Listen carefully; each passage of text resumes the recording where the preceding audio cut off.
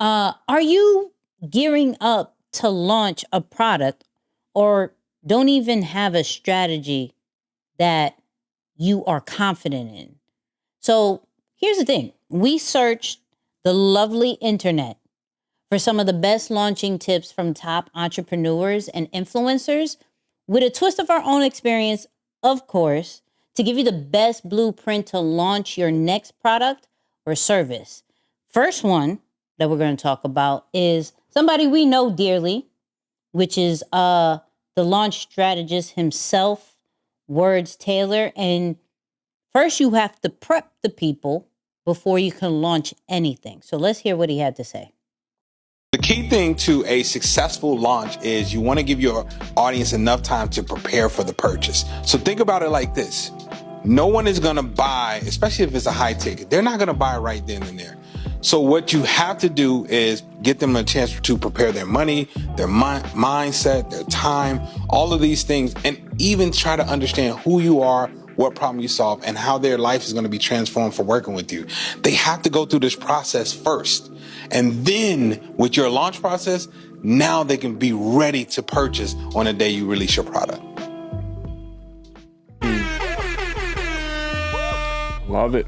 I love it. Yeah. Shout out to Words, man. And I love that breakdown because if you think about it and when you transfer this into some of our own big purchases, you think as adults we're going to purchase, whether that be a car, a home, right? Any of those purchases, you're never going to walk in and just say, all right, I'm going to buy it right now. Even if you go to the dealer and do that, you at least have done some research to know that this is something that you want. So I definitely agree with that. To transfer that to some of the service providers or really the online space, for those who are even similar to us in a sense, right? What I love about the summit model, the challenge model, these week-long programs that you have seen people really embody or take on to help launch their products, they're utilizing that same method to introduce themselves to the audience, to tell them about the pain point, the goal, the objective, and how they're qualified to do it. They're taking that week-long program to introduce themselves and do all of those things instead of trying to do that all in one-hour webinar and then pitch at the end of it and try and generate all the sales all in one spot. So that is what I feel has become something that makes a lot more sense in the online space. And again, shout out to Daniel Priestley for, in his book, mentioning that 7-hour rule. As people begin to spend that much time with you, they feel comfortable enough making a decision into whether or not they'll join, your program, product, or service. So yeah, fire breakdown, especially into say, hey, don't rush to it, right? It doesn't mean that you have a bad product or a bad service or whatever it is, but you're expecting people to make a decision on the spot. And there are a lot of statistics that say not many people are prepared to do that, for purchases, especially if it's a hefty investment. Big fact. So the next one, it comes from an OG. Like y'all heard of Skinny Tea? Well, this is the person who is responsible for that.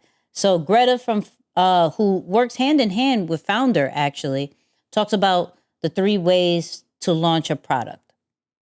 Here are 3 free ways to grow your e-commerce brand before you launch. So number 1 is to hold a giveaway with your product on Instagram. My favorite type of giveaway here is a tag to win giveaway. Coming in at number 2 is sending your product to micro influencers. You gift the influencers your product and they post about it on social media to create hype.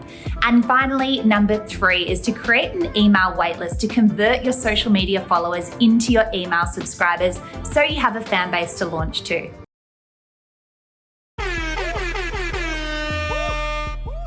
So I'm not mad at this. The very first one, as far as the giveaway, I have a love and hate when it comes to giveaways. But when we're talking about launching and giving people early access to the particular product, I'm for it, right? It could help gain extra followers, extra eyes to the product that people who didn't even necessarily know that it was coming out.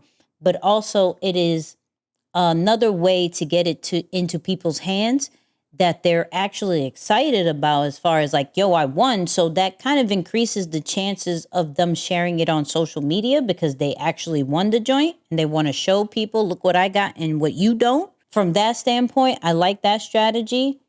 2, the micro influencers, kind of going back to that first one where you're getting it in hands of people so they can share it on social media is always a good thing because we saw it before in a couple of episodes when we were talking about the creator of the week, Fat Joe, where he was giving out his sneakers before it even came out.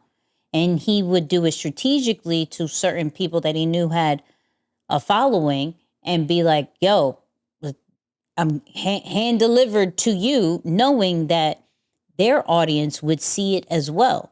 So this one is going more towards micro influencers than necessarily big influencers because you may have a relationship with them and you could probably do whether a physical or digital pull up on the person to have their audience see what you have going on. So it's a great kind of collaboration. Even if you don't know the micro influencer, a good collaboration is always cool. Or making sure when you do give it to these micro influencers, there is something that is social media worthy. So is the packaging a certain kind of way? Is there a specific note that is catered only for that micro influencer? Is it maybe customized just for them? Like you have to think of different ways that would make people want to take out their cameras and do that.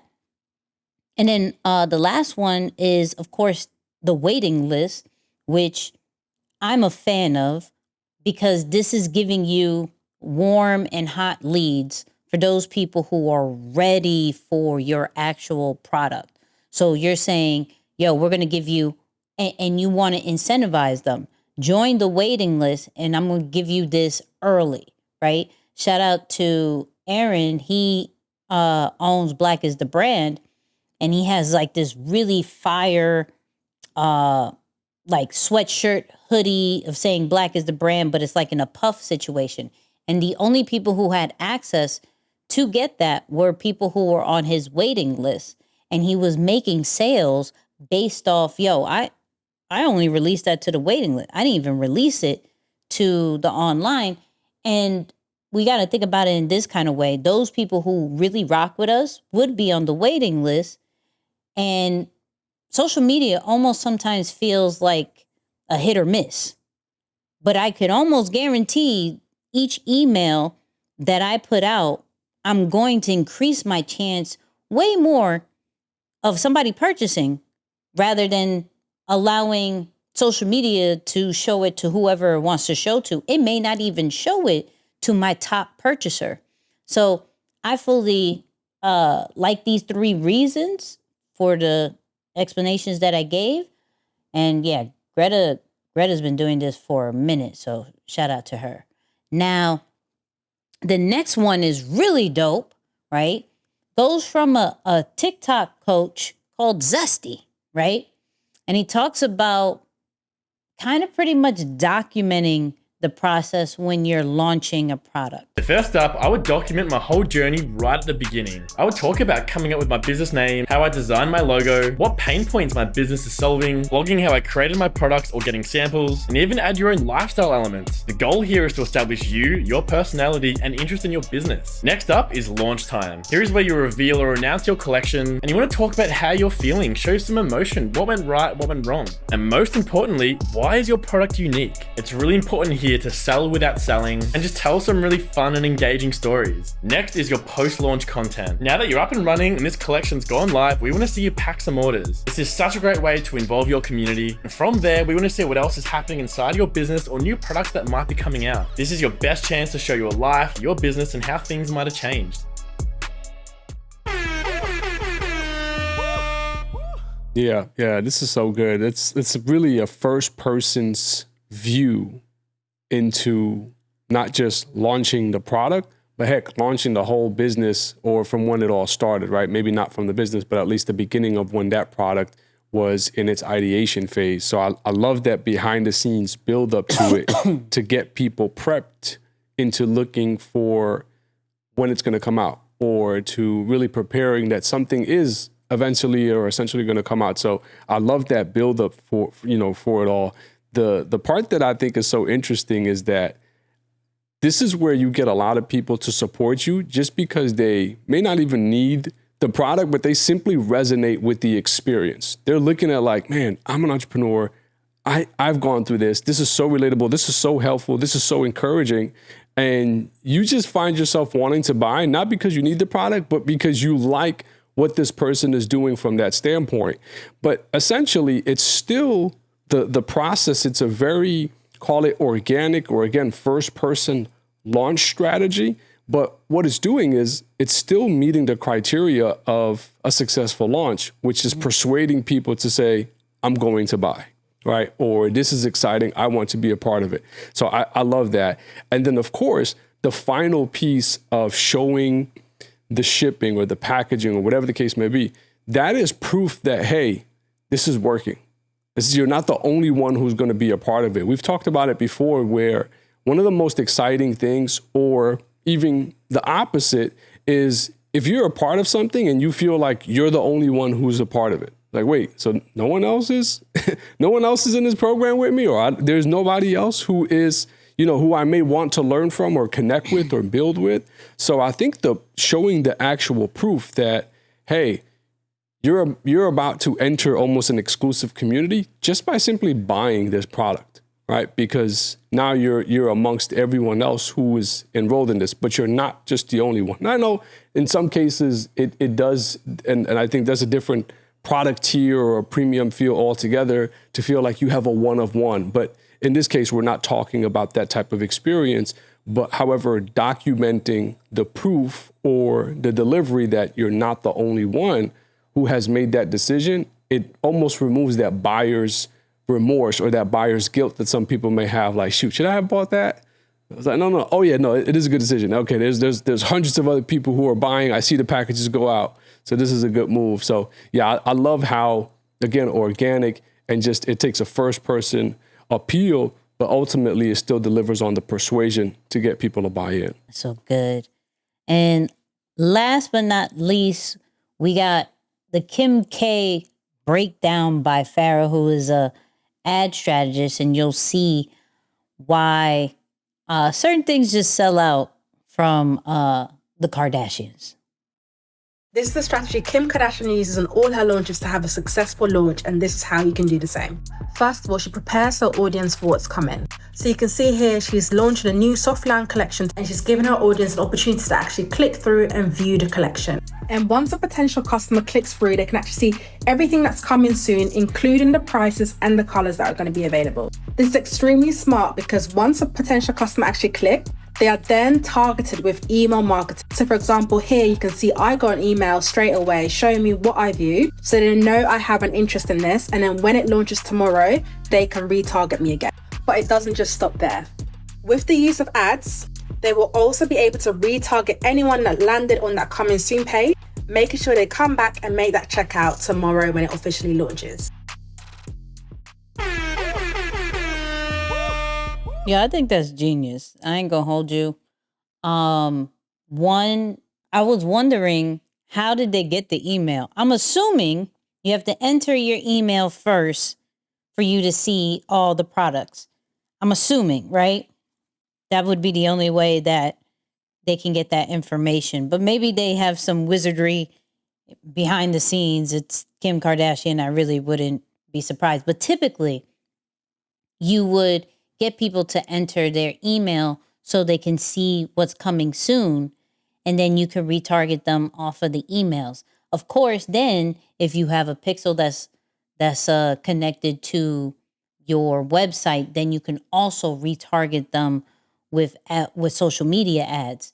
And I think that's genius. Instead of necessarily relying on the social media, the organic social media side of things, you're now bringing from a more paid standpoint of making sure there's constant reminders. We always have to see certain things about, like, now it's like 7 to 11 times before we really like, okay, what's up? Let me get this, because clearly this is all over, and it's not necessarily all over to everybody else. It's all over to you because you already showed interest to it. So getting to like part of your launch strategy from a bare minimum, let's say you don't even have the budget for the paid ads just yet, but from a bare minimum, making sure there's a sequence with your email when you're doing this coming soon page. Boom, I'm gonna launch it on social media. I'm gonna put it out to my email list. I'm gonna put it out however I put it out on the podcast. They see the coming soon situation, and then there's a sequence that hits them until the launch time of like, boom. And then, of course, on the launch time, boom, look, the product is out. What you got on this? Like, which one do you want at this point? Because I made sure you saw the one that you liked over and over again. I may have in the email showed you different scenarios of why you may need this, how it looks on other different situations.